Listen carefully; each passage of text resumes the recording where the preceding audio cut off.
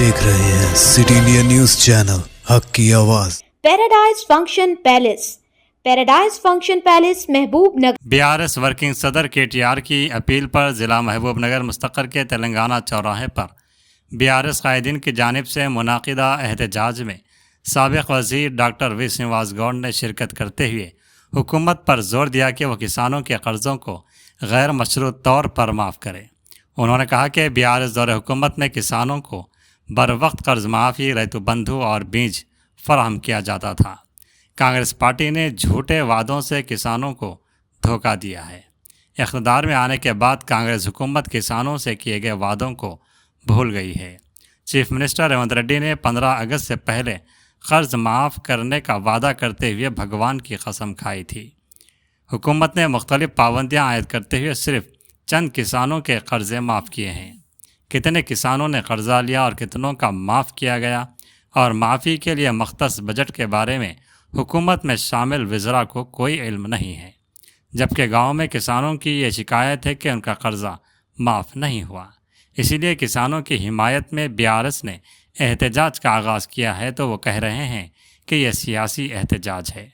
श्रीनिवास गौड़ ने कहा कि पिछली हुकूमत ने 10 सालों में तेलंगाना की मुकम्मल तरक्की की है, जबकि कांग्रेस इक़्तिदार में आते ही तेलंगाना को पीछे ढकलने का काम कर रहे हैं। उन्होंने कहा कि अगर हुकूमत किसानों का ख्याल नहीं करेगी तो वह नक़ल मकानी पर मजबूर हो जाएंगे। किसानों के मसाइल हल करने के लिए हम उस वक्त तक जमहूरी तरीक़े से लड़ते रहेंगे जब तक कांग्रेस पार्टी वादों को अमली जामा नहीं पहनाती। మహబూబ్నగర్ జిల్లా అంటేనే ఈ ఉమ్మడి ఆంధ్రప్రదేశ్లో కూడా అత్యంత పేదరికం ఉన్న జిల్లా ఈ మహబూబ్నగర్ జిల్లా. ఈ భారతదేశంలోనే లిటరసీ చదువుకున్న వాళ్ళు తక్కువ ఉన్న జిల్లా కూడా ఇదే. ఎంతో మంది ఆంధ్రప్రదేశ్లో ప్రభుత్వంలో ముఖ్యమంత్రులు అయినరు, ఈ మహబూబ్నగర్ దత్తత తీసుకున్నారు. కానీ కనీసం తాగడానికి కూడా 14 రోజులకు ఒకసారి మంచినీళ్ళు ఇచ్చే పరిస్థితి ఈ మహబూబ్నగర్ జిల్లా పరిస్థితి. ఒక వ్యవసాయానికి వస్తే వ్యవసాయం ఎక్కడ, తాగడానికి నీళ్ళు ఎప్పుడు, వ్యవసాయం ఎక్కడ, పంటలు ఎండిపోయి రైతులు ఆత్మహత్యలు చేసుకుని పెళ్ళాం పిల్లలను వదిలిపెట్టి దేశాలు పట్టుకుపోయినటువంటి చరిత్ర ఈ జిల్లా. మరి తెలంగాణ వచ్చిన 10 సంవత్సరాల్లో ఎక్కడున్న రైతు ఎక్కడ పోయిండు, ఏ స్థాయికి వచ్చిండు? రైతులే ఆత్మసాక్షిగా అడగండి. రాజకీయ కోణంగా ఎవరైనా మాట్లాడితే వాళ్ళ కాదు, నిజంగా మీరు గ్రామాల్లో పోయి రైతులు అడగండి. అడవిలో పోయి దున్నుతుంటే దున్నే రైతులు అడగండి. మా అక్క నాటేస్తుంటే నాటేసి మా అక్కని అడగండి. ఆనాడికి ఈనాటికి ఏం భేదం ఉంది రైతులకు అని చెప్పి. రైతులకు మేము 10 సంవత్సరాల్లో 1,00,000 కోట్లకు పైగా రుణాలు కావచ్చు, రైతు బంధు కావచ్చు, ఎన్నో రకాలుగా 1,00,000 కోట్లకు పైగా రైతులకు ఇచ్చినాం మేము.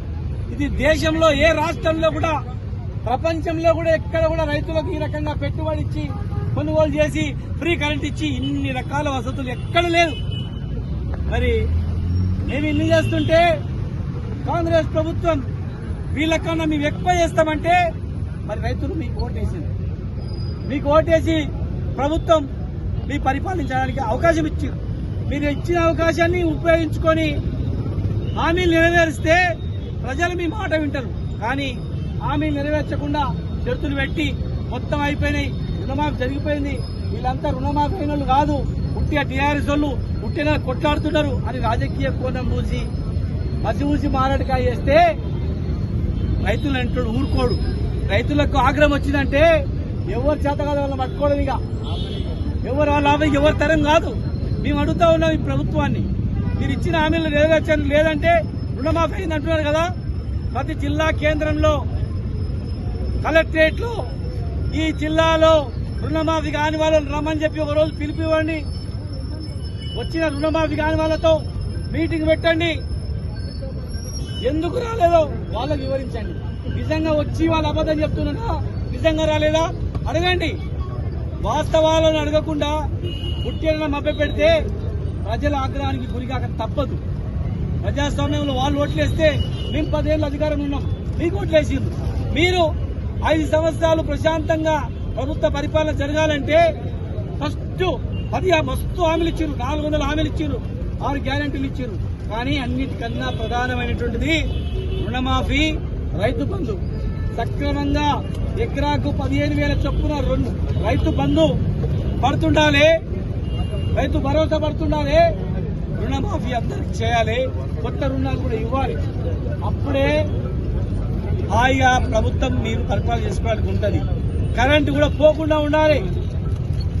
10 సార్లు ఎట్లా పోతుంది కరెంటు? డిసెంబర్ కన్నా ముందు నవంబర్లో కరెంటు ఎందుకు పోలేదు, ఇప్పుడు ఎందుకు కరెంటు పోతుంది? ప్రభుత్వం ఆలోచన చేయాలి. ప్రతిపక్షంగా మేము మాట్లాడినప్పుడు వాస్తవం ఆలోచన చేసి అది రిపేర్ చేసుకుంటే మీకే మంచిది. నిజంగా కరెంటు కట్ చేసినట్టు ఎందుకు పోయిందిరా బాబు, కరెంటు ఎట్లా పోతుంది పరిశీలించుకోండి. రైతు బంధు మనం ఇచ్చినామంటున్నాం, ఎందుకు జరగలేదు పరిశీలించుకోండి. ఒకవేళ రాకపోతే ఎప్పటి లోపల ఇస్తాం ప్రజలకు చెప్పండి, అది ఒక పద్ధతి ఉంటుంది. రైతు భరోసా ఎప్పుడు ఇస్తారో చెప్పండి. ఈ రోజు వస్తుందంటే వాళ్ళు ప్రశాంతంగా ఉంటారు. ఏం చెప్పకుండా దాటవేసి రకరకాలుగా ఆంక్షలు పెట్టి మోసం చేస్తే అది పద్ధతి కాదు. ప్రజలు తిరగబడతారు. పెండింగ్ ప్రాజెక్టు కూడా కంప్లీట్ చేయాలి. చేస్తే మీరు హామీలు నెరవేరిస్తే మేము కూడా సహకరిస్తాం. మాకు కావాల్సింది మా తెలంగాణ బాగుపడాలి, నాకు కావాల్సింది నా జిల్లా, నా మహబూబ్నగర్ జిల్లా మంచి కావాలి, మా రైతులు బాగుండాలి, ఇక్కడ ప్రతి వర్గం బాగుండాలని మేము కోరుకుంటాం. కనుక హామీలు నెరవేరేంత వరకు రకరకాల ఆందోళనలు కొనసాగుతాయి. దయచేసి ప్రభుత్వం వెంటనే స్పందించి వీటిపైన అన్ని గ్యారెంటీల కన్నా ప్రధానమైనటువంటివి రైతు భరోసా, రుణమాఫీలు, దీన్ని దృష్టి పెట్టి కరెంటు, దీన్ని దృష్టి పెట్టి 2 పెండింగ్ ప్రాజెక్టు కంప్లీట్ చేసి కాలువలు తవ్వి టోటల్ గా నీళ్ళు ఇచ్చే దృష్టి పెట్టినట్లయితే మహబూబ్నగర్ ప్రజలు, పాలమూరు ప్రజలు ఖచ్చితంగా మంచి చేస్తే కడుపులో పెట్టుకుంటారు. మంచి చేయకపోతే మాత్రం ఖచ్చితంగా అది మంచిది కాదు, మీకు కూడా మంచిది కాదు, ప్రజలు కూడా మంచిది కాదు.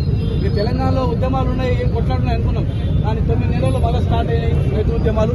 అది మంచిది కాదు అని చెప్పి కూడా తెలియజేస్తున్నాం. 9 తారీఖు పోయి 9 నెలలు అయింది, 9 నెలలు పోయి మన 8 నెలలు అయితే చూసుకున్నాం. అది వచ్చేంత వరకు మేము రైతుల పక్షాన పోరాటం చేస్తాం. అవి అమలైనంత వరకు మా కార్యక్రమాలు ఉంటాయని చెప్పి మీడియా మిత్రులకు, మిగతా అధికారులకు అందరికీ జై తెలంగాణ, జై తెలంగాణ.